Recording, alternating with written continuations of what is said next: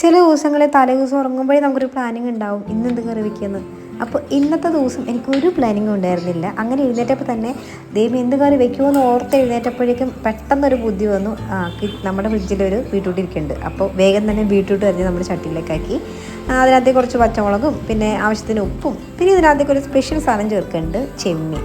നല്ല വലിയ ചെമ്മീനായിട്ടിരിക്കണം. അപ്പോൾ അത് കുഞ്ഞു കുഞ്ഞായിട്ടരിഞ്ഞ് നമ്മുടെ ബീട്രൂട്ടിലേക്ക് ഇട്ട് കൊടുത്തേ. അപ്പോൾ ഒരേ സമയം നമ്മുടെ ബീട്രൂട്ടും വേവും ചെമ്മീനും വേവും. അങ്ങനെ ബീട്രൂട്ട് ചെമ്മീൻ ഒലത്താണ് ഇന്നത്തെ ഒരു കറി.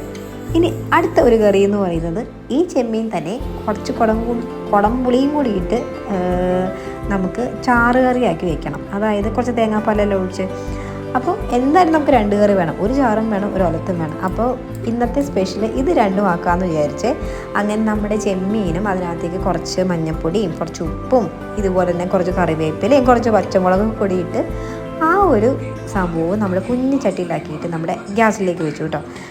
ഇനിയുള്ള അടുത്ത പരിപാടി എന്ന് പറഞ്ഞാൽ ഇതിനകത്തേക്ക് വേണ്ടിയിട്ടുള്ള നമ്മുടെ ഉള്ളി അരിയണം, പിന്നെ വെളുത്തുള്ളി അരിയണം. അങ്ങനെ ഈ സംഭവങ്ങളെല്ലാം ഞാൻ അരിഞ്ഞെടുത്തേ. ഇനി അടുത്ത പരിപാടി എന്താണെന്ന് വെച്ച് കഴിഞ്ഞാൽ ഇതെല്ലാം കൂടി ഒന്ന് വാട്ടിയെടുക്കണം.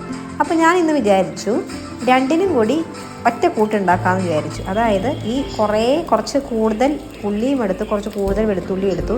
അത് നന്നായിട്ട് വാട്ടിയിട്ട് മുളക് പൊടി മഞ്ഞൾപ്പൊടിയും കൂടി ഇട്ട് ഒന്ന് സെറ്റാക്കിയിട്ട് രണ്ട് കറിക്കായിട്ട് 50-50 ആയിട്ട് ഡിവൈഡ് ചെയ്യാമെന്ന് ഓർത്തു കേട്ടോ. അതാകുമ്പോൾ പെട്ടെന്ന് പരിപാടി കഴിയും.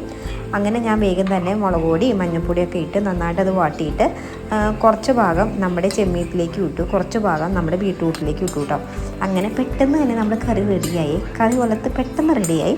പിന്നെ നമ്മുടെ ബീട്രൂട്ടിലേക്ക് അഡീഷണലായിട്ട് കുറച്ച് കുരുമുളക് പൊടി വേണം, എന്നാലേ അതൊരു ടേസ്റ്റ് ഉണ്ടാവുള്ളൂ. അങ്ങനെ ഞാൻ ആ ചട്ടിക്കകത്തേക്ക് തന്നെ കുറച്ച് കുരുമുളക് പൊടി ഇട്ട് വാട്ടി അതിനകത്തേക്ക് ഇട്ടേ. പിന്നെ നമ്മുടെ ചെമ്മീനും കുടംപുളി, പിന്നെ ഇതിനകത്തേക്ക് എന്താ വേണ്ടത്, തേങ്ങാപ്പാൽ ഒഴിക്കണം, നല്ലത് ചാറാവുള്ളൂ.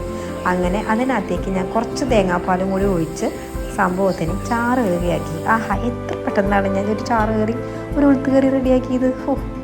എന്നെ സമ്മതിക്കണം. അങ്ങനെ നമ്മൾ ഇന്നത്തെ രണ്ട് കറി റെഡിയായി ഗൈസ്.